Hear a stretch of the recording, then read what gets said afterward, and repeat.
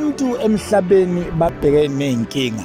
Gibela nomuntu eTexini umbone ekhuluma yedwa uyibuza ukuthi lo muntu yini ikhanda alisasebenzi na. Cha, abantu izinto ababhekene nazo. Omunye njengamanje ubhekene nenkinga yomashonisa abafuna imali zabo akasakwazi ukulala nasendlini. Omunye uyakhala kuJehova uthi Nkosi mawuqala lo nyaka bengithe mina ngifuna ukuba nemoto, ngifuna ukuba nendlu yami, sengikhathele ukuhlala komaskende, ngifuna yami imansion. Abanye beumndeni bahlangene njengamanje ngoba kunelunga lomndeni eligulela ukufa. Bathi Jehova lo muntu siyomngcwaba ngani ngoba imali asinayo. Abanye bathi lo muntu beseyithemba lethu kulomndeni njengoba singenalutho. Omunye uyaphela unyaka njengamanje kade lokho efuna umsebenzi akawutholi. Inhliziyo useze wayinikelela otshwaleni, uphuza usuku nosuku, useze wayitshela ukuthi mina angilutho, ngiyofa nginje. Skutaphatha senze njani uma ngabe sibhekene nezinkinga ezinjengalezi? Siphuma kanjani einkingeni ezinjengalezi? Mina ke kunencwadi engiyibonile ngayifunda, uNkulunkulu wangibulela enye into ukuthi le iformula yokuphila okumele ukuthi ngabe abantu bonke iyona formula abayibambayo ekuphileni. Incwadi kaMatthew chapter 6 uverse 33 wakhona ithi, kodwa funani kuqala umbuso kaNkulunkulu nokulunga kwakhe, khona konke lokhu kuyakunezelelwa. Uma ufunda leli verse uqala kahle uthola igama elithi kodwa. Leli gama leli elithi kodwa lisho ukuthi unama option, kunezinto obungazenza.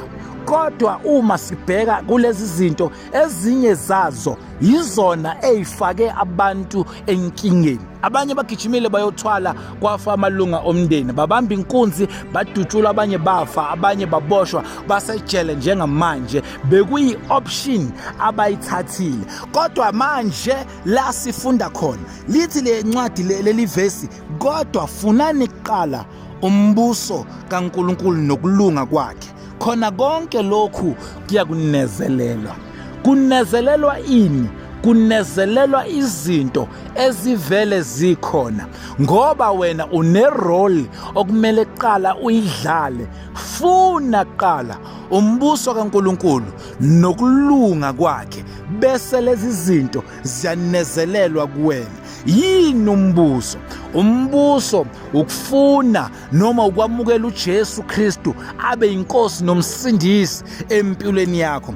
Athi kuJohn chapter 6 verse 29, athi umsebenzi kaNkulunkulu yilo ukuba nikholwe nguye amthumileyo. Uverse 32 athi ngiqinisile ngithi kini, kwakungesiye uMose owanipha isinkwa esivele ezulwini, kodwa uBaba unipha isinkwa soqobo esivele ezulwini. Athi 33, ngokuba isinkwa sikaNkulunkulu singuye owehle ezulwini, olipha izwe ukuphila abantwana benkosi kukuJesu Kristu. Izinto oyifunayo, lezi ibusiso ongalala ebusuku uyidinga kangaka, ubamba fasting, ukhuleke uthi uNkulunkulu ngiyayicela lezi zinto, iyodwa nje iformula yakhona. Funa kuqala umbuso kaNkulunkulu nokulunga kwakhe, bese lezi zinto ziyaedwa. Lezi zinto bese ziyanezelelwa. Zinezelelwa kanjani? Zinezelelelani na? Zinezelelwa ngoba vele zikhona, kodwa wena umele ukudlala kuqala irole yokufuna umbuso kaNkulunkulu. Athi uJohn chapter 15 verse 4, hlalani kimi nami kini, njengalokhu igatsha lingethela izithelo ngokwalo kuphela uma lihlala emvinini, kanjalo nani kuphela uma nihlala kimi. Athi verse 7, uma nihlala kimi namazwi ami ehlala kimi, niyakucela enikuthandayo nikwenzele. Niyakucela enikuthandayo nikwenzele. Funani kuqala umbuso kaNkulunkulu nokulunga kwakhe, bese lezi zinto ziyaedwa kini. kuMatthew chapter 5 verse 6, uMatthew chapter 6 verse 32 athi, ngokuba konke lokhu abezizwe bayakufunisisa, athi ingani uyihlo wasezulwini uyazi niyakudinga konke lokhu.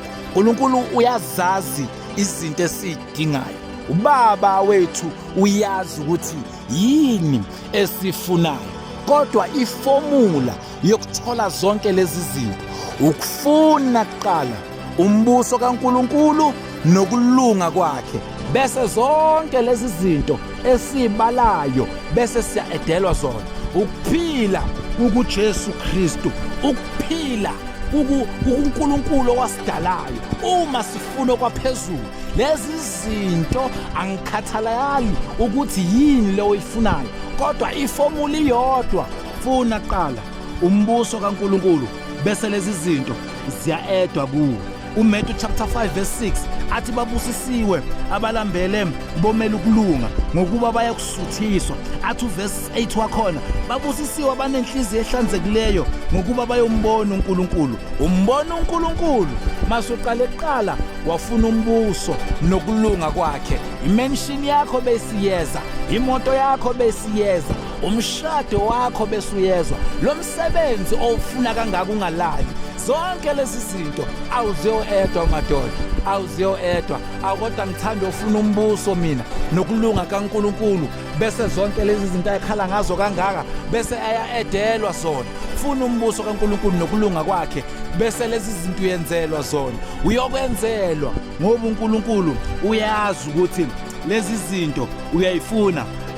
uMatthew chapter 6 verse 19 athi ningazibekeleki incebo emhlabeni lapho inundu nokuqwala nalapha amasela efohla khona ebe.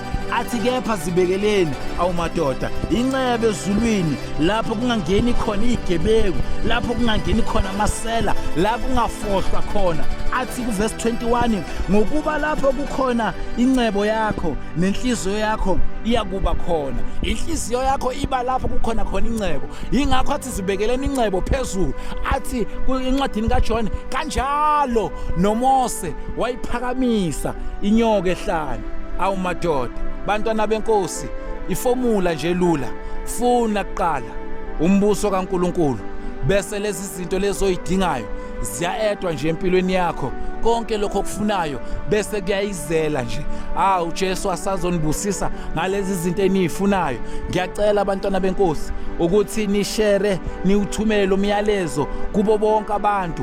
uNkulunkulu ngokwenze njalo uyoba nawe usufana nomuntu oshumayela izwi ukuthi abantu abafune eqala umbuso kaNkulunkulu bese izinto abayidingayo bayayithola. Mawungifuna ngikhona ku Facebook uMC Scooter Phatha, bese kuthi ku Instagram uscooter_Phatha, bese ku TikTok ngu MC Scooter Phatha. Nakhona ngiyaposta ke lama video, ngicela ke nishare egameni lenkosi uJesu Kristu wasena